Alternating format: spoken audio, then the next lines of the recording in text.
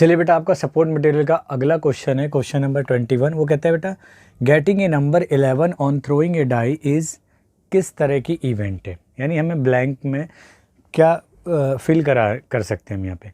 कह रहा है कि किसी पासे के ऊपर यानी डाइस के ऊपर 11 नंबर आना किस तरह की इवेंट है। बेटा आप सबसे पहले तो ध्यान रखो कि जो पासे पर जो नंबरिंग होती है 1 2 3 4 5 6 तक होती है, ठीक है।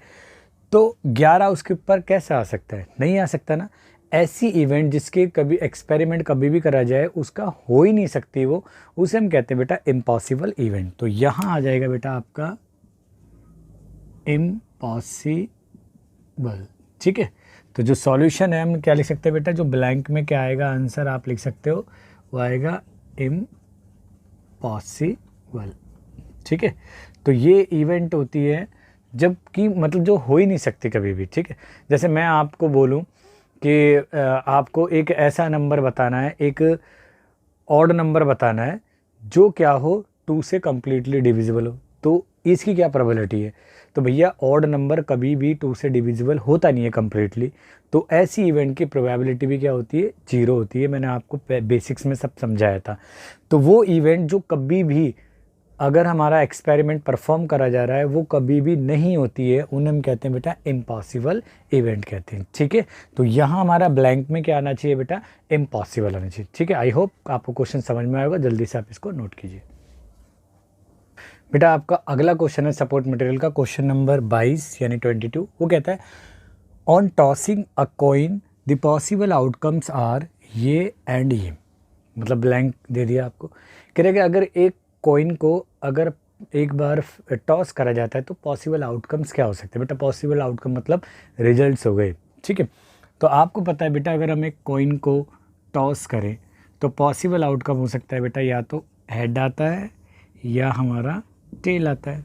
तो आप सॉल्यूशन में लिख सकते हो यहाँ पे कि जो पॉसिबल जो आउटकम आ सकते हैं या तो वो हेड होगा और या टेल होगा, ठीक है।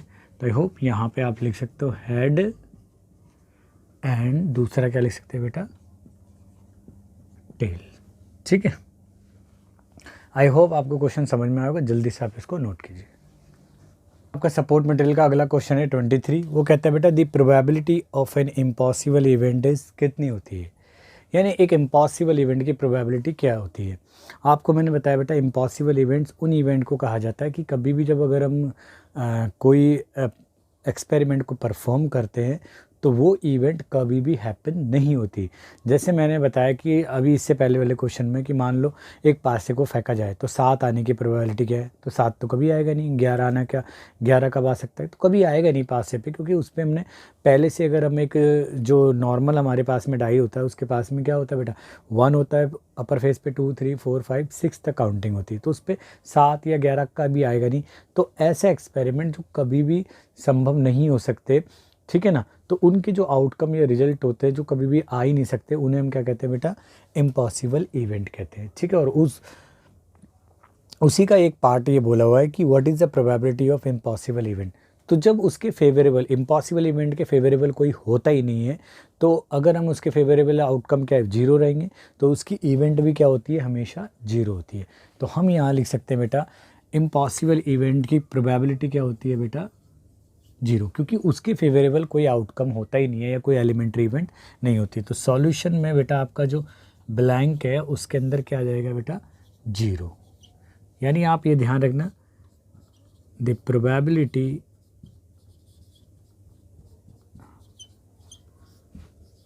Of an impossible event is always 0, पहली बात, ठीक है। दूसरी बात होती है बेटा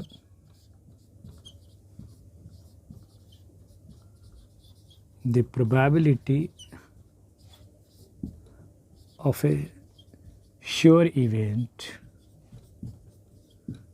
इज ऑलवेज 1, ठीक है बेटा। श्योर इवेंट जो होती है यानी हम उसे एक इस तरह की इवेंट कह सकते हैं जो हमेशा कभी भी एक्सपेरिमेंट करा जाएगा वो हमेशा होगी।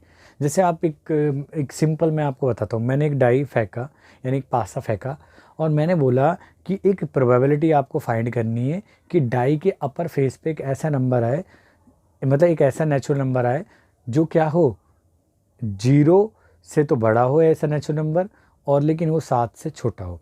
तो भैया नेचुरल नंबर जो 0 से बड़ा है तो पहला है तो 1 होता है, दूसरा होता है 2 होता है, तीसरा होता है 3 होता है, फिर 4 5 6 हो गया क्योंकि 7 से छोटा बोला है। मैं 0 को नेचुरल नहीं बोल रहा, मैं कह रहा हूँ भाई 0 तो होल नंबर में भी आता है और कई सारे सेट के अंदर इंक्लूड होगा। मैं कह रहा हूँ ऐसा नेचुरल नंबर जो 0 से तो बड़ा हो, तो 0 से बड़ा नेचुरल नंबर क्या हो गया, 1 हो गया, लेकिन 7 से छोटा हो तो 7 से छोटा नेचुरल नंबर क्या हो गया, 6 हो गया। तो कभी भी हम पासा फेंकेंगे तो 1 भी आएगा, 2 भी आएगा, 3 आएगा, 4 5 6 में से कोई भी आएगा। तो ऐसी इवेंट के फेवरेबल चांस क्या है भाई, पूरे के पूरे 6 की 6 ना। तो आप ध्यान रखना कि जो श्योर इवेंट होती है उसकी प्रोबेबिलिटी हमेशा 1 होती है, जबकि इम्पॉसिबल इवेंट की प्रोबेबिलिटी होती है 0। रीज़न, क्योंकि इम्पॉसिबल इवेंट के फेवरेबल आउटकम या कोई एलिमेंट्री इवेंट या रिजल्ट होता ही नहीं है, जबकि श्योर इवेंट के जो फेवरेबल आउटकम या एलिमेंट्री इवेंट बोलो या रिजल्ट्स बोलो वो सभी होते हैं, ठीक है ना। इसलिए उसकी श्योर इवेंट की जो प्रोबेबिलिटी होती है वो 1 होती है, जबकि इम्पॉसिबल इवेंट की प्रोबेबिलिटी होती है वो होती है बेटा 0। हमेशा याद रखना, ठीक है। चलिए बेटा नोट कीजिए।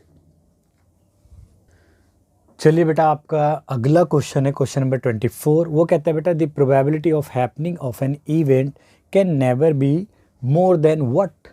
कह रहे किसी भी इवेंट की प्रोबेबिलिटी किससे बड़ी नहीं हो सकती। मैंने आपको बेटा समझा रखा है कि कोई भी अगर हमारी इवेंट है उसकी जो प्रोबेबिलिटी है वो होती है बेटा ग्रेटर देन और equal to 0 but less than और इक्वल टू 1 होती है। तो ये ही मैंने आपको बहुत अच्छी तरीके से समझा रखा था जब मैंने आपको बेसिक्स पढ़ाए थे प्रोबेबिलिटी से रिलेटेड चैप्टर के अंदर। तो मैंने बताया था किसी भी इवेंट ई फॉर इवेंट है, P for probability of this event greater than और equal to 0 but less than और इक्वल टू 1 होती है। क्लियर है, यानी वो किससे बड़ी नहीं हो सकती भाई। उसकी जो अगर हम देखा जाए इवेंट की जो रेंज है वो 0 से 1 है, तो भैया 1 भी 0 से तो बड़ी हो सकती है ना, या बराबर भी हो सकती है, लेकिन वो 1 के बराबर या उससे छोटी होती है, लेकिन उससे बड़ी नहीं हो सकती। तो यहाँ पे आना चाहिए बेटा आपका 1, ठीक है। यहाँ मैं इसको वर्ड में भी लिख सकता हूँ 1। तो जो सॉल्यूशन है इसका बेटा वो हम लिख सकते हैं बेटा 1, और अगर वैसे लिखना है आपको तो ऐसे भी लिख सकते हैं 1, ठीक है। तो यही एक करेक्ट आंसर है इसका, ठीक है। यानी 1 से बड़ी किसी भी इवेंट की प्रोबेबिलिटी नहीं हो सकती। कॉमन सेंस देखो बेटा, क्योंकि देखो अगर हम जैसे मान लो मैंने एक पासे को फेंका तो पॉसिबल आउटकम 1 2 3 4 5 और 6 है। तो इन 6 की 6 आउटकम से ज़्यादा आउटकम हमारे पास में नहीं हो सकते। अगर मैं मानता हूँ कि मान लो कोई इवेंट है, किसी इवेंट है ई कोई इवेंट है, अगर हमें इसकी प्रोबेबिलिटी फाइंड करनी है तो आपको पता है by definition probability of an event क्या होती है बेटा, नंबर ऑफ फेवरेबल आउटकम और divided by total number of outcome. तो नीचे टोटल नंबर ऑफ आउटकम है, यानी यहाँ पे आएगा नीचे 6 आएगा।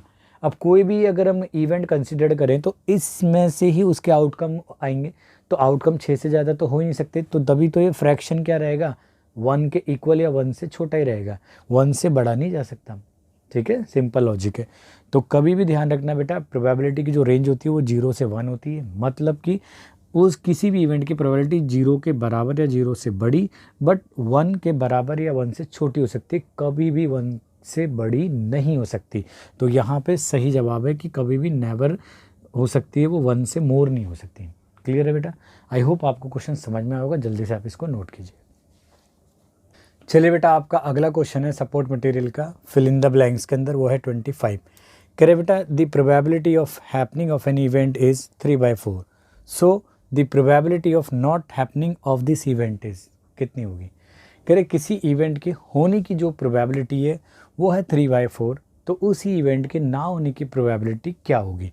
तो बेटा मैंने आपको बताया है कि जो किसी भी इवेंट का यानी ई का होना प्लस उसी इवेंट का ना होना, जिसे हम बार से भी दिखाते हैं, उनका सम 1 होता है। अगर आपको बार समझ में नहीं आता तो हम इस तरीके से भी लिख सकते हैं, यानी प्रोबेबिलिटी ऑफ किसी इवेंट की हैपनिंग और ये not of E equal to 1 होता है, ठीक है बेटा।